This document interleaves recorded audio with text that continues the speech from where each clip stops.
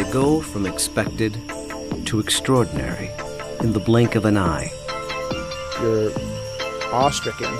They transform themselves to something that you've never seen before. They swagger and serenade. They dance and display. They're unlike any creatures on Earth, and one of the most astounding phenomena ever witnessed. The birds of paradise. Found here in the nearly impenetrable mountains and valleys of the island of New Guinea, in the greatest remaining tract of rainforest in the entire Asia-Pacific region. They exist nowhere else on Earth.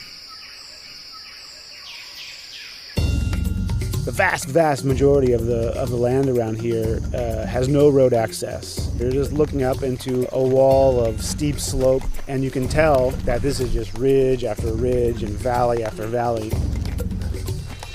Evolutionary biologist Ed Scholes and wildlife photographer Tim Lehman have spent the better part of a decade trekking into this isolated wilderness in pursuit of all 39 species of these miraculous birds. Well, the only way to see a kingbird of paradise is to climb up into the trees where they live, so I'm heading up to my platform.